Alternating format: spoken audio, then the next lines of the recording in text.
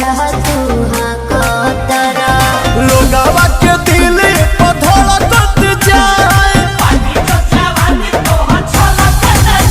हता जो बना करता ऐसन हो रखत ओढ़नी सरकत जाए ढलाई में कहनी कि न पपीते से हो न पलस नतिया बीते से हो लइके में चीज तोहर लड़कत जाए